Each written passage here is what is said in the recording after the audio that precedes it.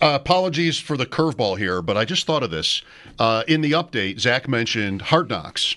You're familiar with Hard Knocks, I'm going to assume maybe, in the NFL. I wonder if you've ever thought about what that would be like for you as a GM, if you had kind of like almost full access maybe. I think one reason why we don't have it this year is because it kind of went really badly for the Giants GM last year, talking about Saquon Barkley. Have you ever thought about what that would be like?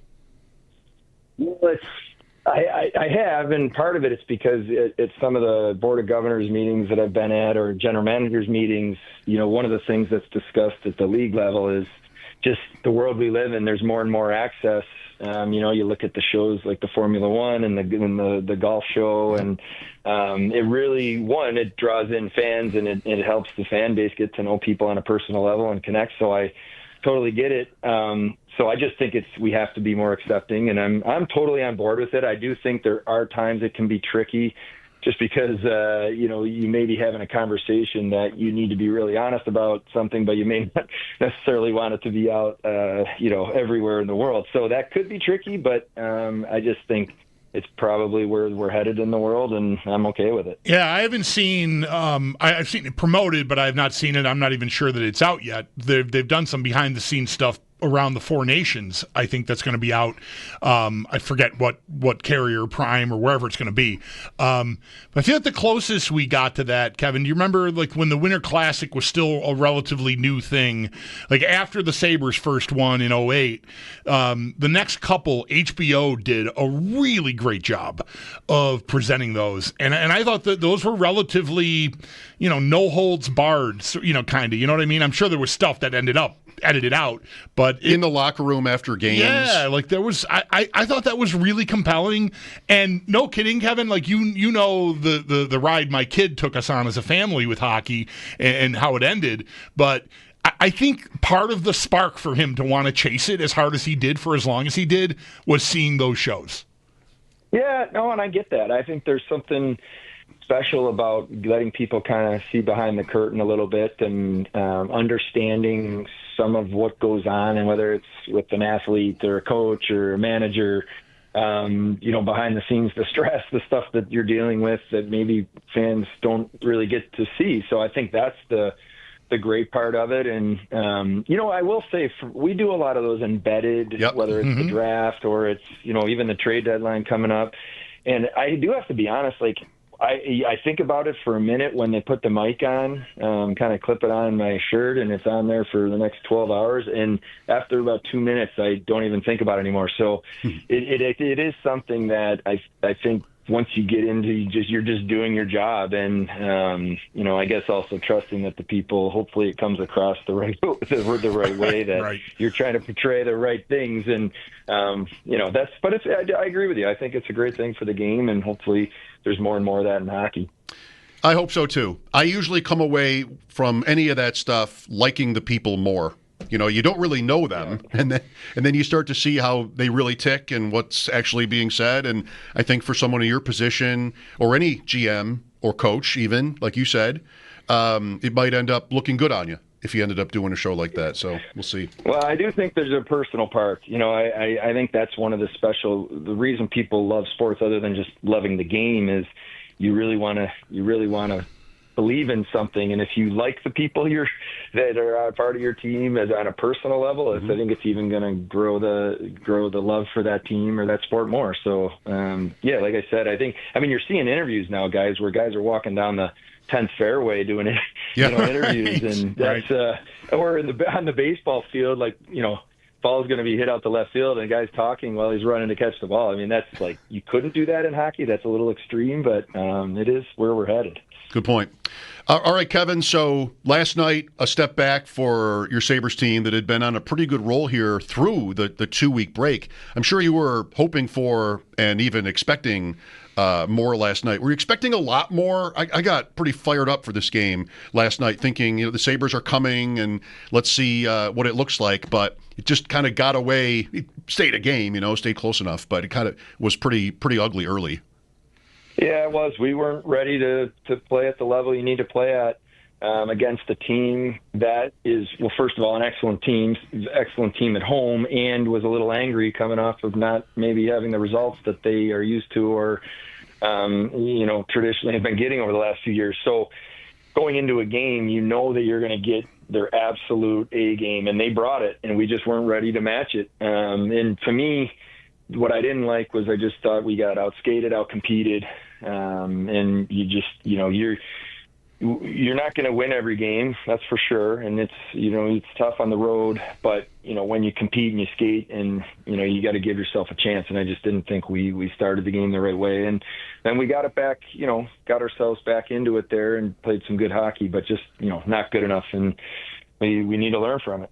I listened to and watched Lindy's post-game news conference, and his frustration with the power play was very evident and, I think well-placed given the way he talked about it. And I think this is fair. That had a chance to put you completely back in the game in the second period and just could not seem to get it going. And 5-on-5, we've been talking about it for a lot this week, Kevin, your team has had very good results for a long time. It's not just a small sample size, 5-on-5, performing, scoring, playing overall, but the power play is just stuck in the mud. What is that? Is it personnel? Is it the coaching? What is the problem with the power play? Well, I agree with you that it hasn't been nearly good enough. When I look at the talent on the ice, for me, it's not a talent issue. It's an execution issue at times. It's maybe a little bit of a stubbornness issue that we want to do it a certain way, and instead of maybe at times just how about we just go outwork the team and put the puck at the net and go score a dirty goal around the net, and kind of just that mentality. So I think I don't know how to say this that makes sense, but there's times where you may not score on the power play, but you actually can help your team gain momentum, you feel good about it. And then there's times where you actually just absolutely suck the life out of the game because your power play goes and just, can't get in the zone or whatever it is. So it's not just about do you score, although that's certainly the goal and what you want to do, right. But it's about how is the process of it. And it hasn't been good enough. And I do think we started the year poorly. That was a big issue early. We have been better at different chunks of the season, but I totally agree. Last night was a game that, we get one there in the power play. It's a 1-goal game, and now even a game that you've been outplayed, you're giving yourself a chance to at least pick up a point, and we didn't do it. But that was the point Lindy made exactly after the game, that not only did you not score, but it gave them energy. Exactly. And you got 18,000 people that are revved up, and you have to find a way to execute. And, there's different schemes, obviously, teams use and systems and the special teams. And, I think sometimes we're still a team that gets stubborn, and we believe we can do things a certain way based on how we want to do it and not necessarily what the game gives you. And that's something we need to mature and grow. And like I said, I think there's also has to be a mentality on the power play of, just go outwork the other team. Go outwork the penalty kill, and then some of the talent will take over. And I think at times we want to show how talented we are and forget the work part. With Sabres GM Kevyn Adams, Mike Schopp, and the Bulldog here, the trade deadline is in 1 week.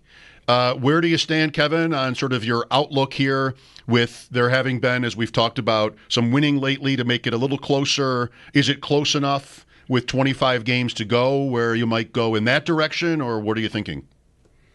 I think just when I take a step back, what we've done in the standings hasn't really, changed philosophically how we're approaching the deadline. And what I mean by that is, I think Lindy's been public about it in terms of we look at these 5-game segments. We went 4-1 before the break.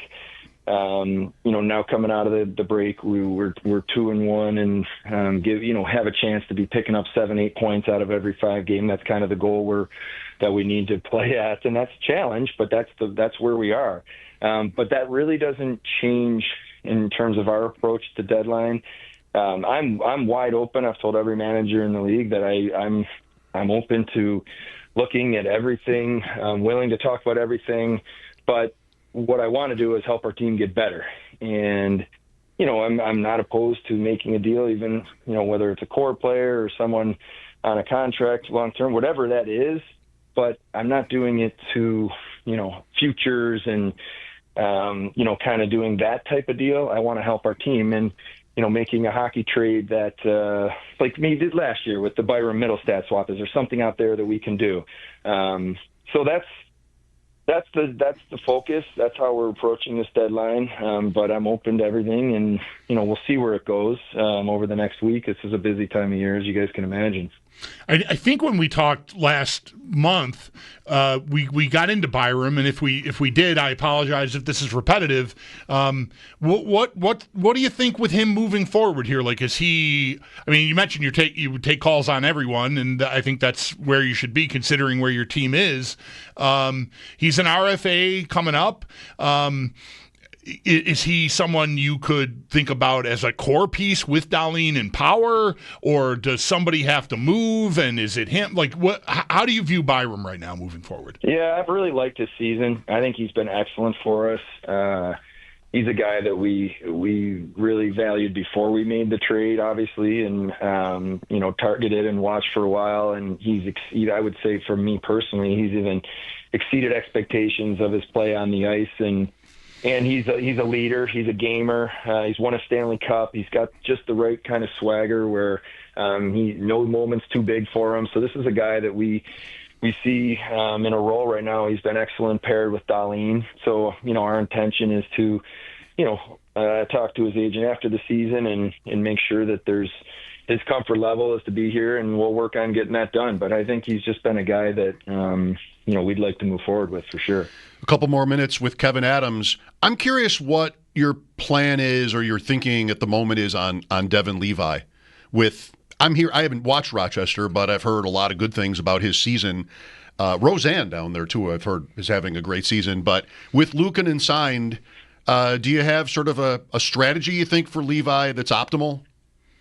Well, I think anytime you have a young player, a goaltender, but young player in general, if you're not going to be getting a ton of playing time in the National Hockey League, you want to make sure that they're developing and they're playing a lot. And so, we were able to do that last year between the NHL and AHL games. Devon played quite a bit, over the course of the season. And now, this year obviously started with us.